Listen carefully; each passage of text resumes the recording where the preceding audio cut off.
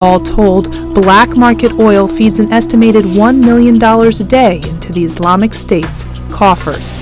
ISIS control of oil is an essential aspect of their financing and their logistical. ISIS stands for the Islamic State in Iraq and Syria. It has taken control of areas of land stretching from northern Syria to central Iraq. ISIS is a radical, anti-Western militant group who uses brutal and effective tactics to control seized territory in order to establish an independent Islamic State. One of ISIS's major sources of income is oil. ISIS and other extremist groups initially started taking control over oil assets in Syria since 2011. ISIS then expanded its territory and gained control of most key Syrian oil assets. But it didn't have the expertise or equipment to manage oil fields at full capacity. Therefore, it controlled 60% of Syria's oil production, which would be 200,000 barrels a day. However, ISIS was only producing around 50,000 barrels a day. In addition, in Iraq, ISIS controlled the field capacity of 80,000 barrels a day, but was only producing 40,000, which then declined after the U.S. airstrikes. Despite the U.S.'s efforts to stop ISIS's operations, ISIS still managed to make around $3 million a day through illegal oil trade. International restrictions prevented ISIS from selling oil legally, so they resorted to selling oil on the black market, utilizing old smuggling routes established back in the 1990s. They sell oil to agents at a quarter of the market price, who then sell it to others for profit. And in addition, they don't mind selling the oil to enemies for the sake of the expansion of the Islamic State, which is their main goal.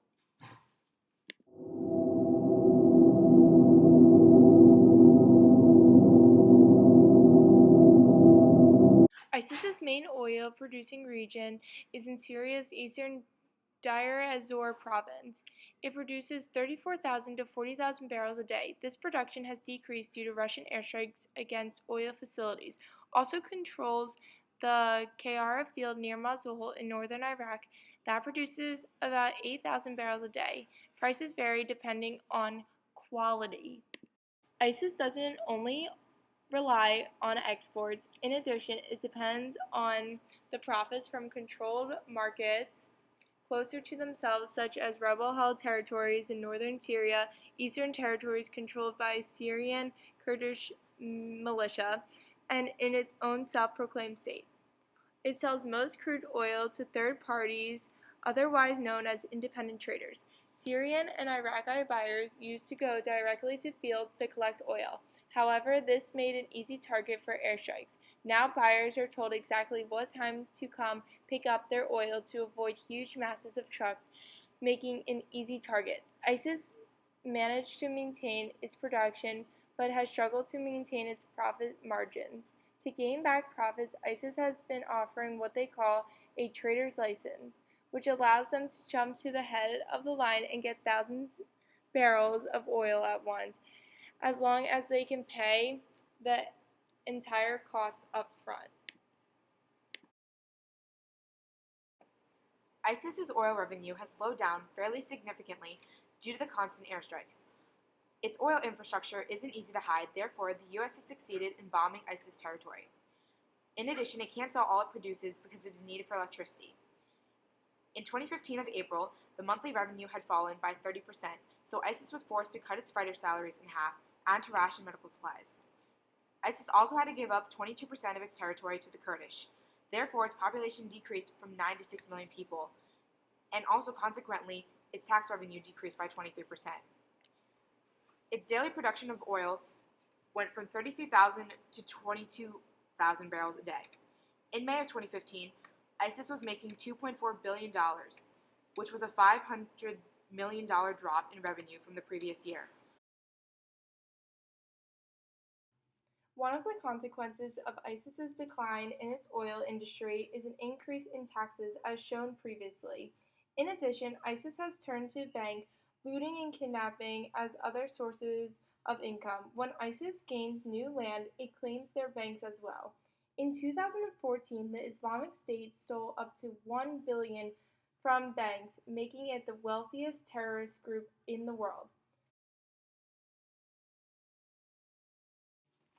The threat ISIS holds on the global economy is that the Middle East controls 60% of oil reserves. The US and the other countries fear ISIS's ability to gain control of a significant percent of the oil fields, and therefore be able to increase its power.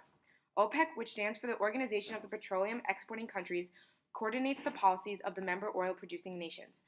OPEC holds meetings where they discuss the setting of oil production, including the prices it is to be sold at. ISIS is not a part of the OPEC nations, therefore it is not affected by OPEC's regulations and has the power to set its own oil production. If ISIS continues to produce oil and therefore increase the global production, then the prices will be forced down. So in order to regain equilibrium, OPEC will decrease the set production of the oil. From this point, the cycle of attempting to maintain the equilibrium price of oil will continue unless airstrikes are successful. For then, ISIS will be unable to increase oil production and the prices of oil will vary.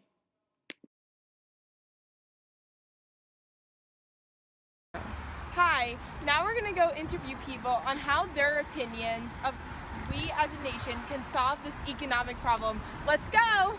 Do you feel that the oil industry of ISIS is a threat to our nation's economy? I don't think so. I don't know how big the oil industry that ISIS controls is as it relates to the world oil. I think it's a danger. I don't think it's a threat necessarily to our oil industry or our economy, but I think it's a danger because that's how they fund their terrorism. So I think it needs to be stopped ASAP. Do you think that airstrikes on oil fields is an effective approach to this economic issue?